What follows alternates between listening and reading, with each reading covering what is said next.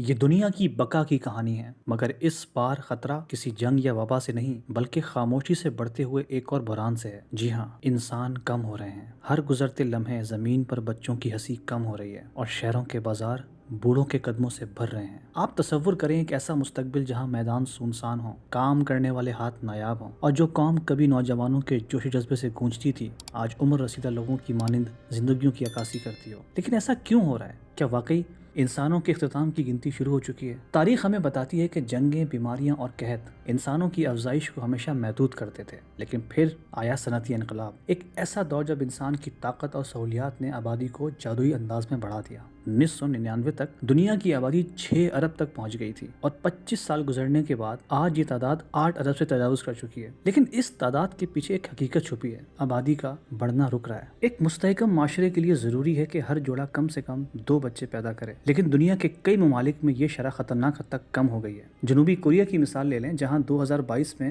ہر عورت ایوریج 0.8 بچے پیدا کر رہی تھی۔ چین کی ایک بچہ پالیسی نے اسے ایک ایسی دلدل میں دھکیل دیا ہے کہ اگلے 100 سالوں میں اس کی نوجوان نسل کا 80% تک کم ہو سکتا ہے۔ اٹلی جیسے ملک میں درمیانی عمر 48 سال یعنی 48 ایئرز ہو چکی ہے، جبکہ جوان افراد کی تعداد مسلسل کم ہو رہی ہے۔ جوان نسل معیشت کی بنیاد ہوتی ہے، جبکہ بوڑھی نسل ایک بوجھ بن سکتی ہے۔ تصور کریں جب نوجوان افراد کام کرنے کے بجائے بوڑھے والدین کی دیکھ بھال کریں گے اور قومی معیشت بوجھ تلے دب جائے گی۔ یورپ کا سہارا آج تاریخ وطن ہے، لیکن ان کی آئندہ نسلیں بھی مقامی رجحانات اپناتی جا رہی ہیں۔ کیا اس کا حل ممکن ہے؟ اس کے لیے ہمیں خاندانوں کو سہولیات دینی ہوں گی۔ یورپ میں شرح پیدائش کم ہونے کے باوجود تارکین وطن کے ذریعے آبادی کم ہونے سے بچ رہی ہے، لیکن یہ بھی ایک عارضی حل ہے، کیونکہ تارکین وطن کی نسلیں بھی مقامی شرح پیدائش کے مطابق ہو جاتی ہیں۔ اسی طرح مشرق وسطیٰ اور افریقہ میں اب بھی شرح پیدائش زیادہ ہے، لیکن ترقی اور تعلیم کی بدولت وہاں بھی جلد یہ شرح کم ہو سکتی ہے۔ آبادی کا بنیادی مسئلہ جوان اور بوڑھی نسل کے درمیان توازن کا بگڑنا ہے۔ جوان نسل معیشت کا پہیہ چلاتی ہے، جبکہ بوڑھی نسل کے لیے وسائل فراہم کرنے پڑتے ہیں۔ کم ہوتی آبادی کا مطلب ہے کہ کام کرنے والے لوگ،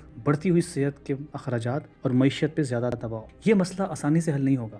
دوسری طرف پاکستان میں نوجوانوں کی بڑی تعداد موجود ہے، لیکن روزگار کے محدود مواقع، کیریئر بنانے کی جدوجہد اور مہنگائی کے باعث نوجوان شادی میں تاخیر کر رہے ہیں۔ خاندانی منصوبہ بندی اور بچوں کی پرورش کے حوالے سے شعور کی کمی بھی ایک اہم چیلنج ہے۔ آنے والے وقت میں پاکستان میں نوجوانوں کی تعداد میں کمی واقع ہو سکتی ہے اور یہ ایک سنجیدہ مسئلہ بن سکتا ہے، کیونکہ تعلیم یافتہ افراد یہاں سے باہر جا رہے ہیں۔ اس مسئلے کے حل کے لیے تعلیم، روزگار اور سماجی اصلاحات انتہائی ضروری ہیں۔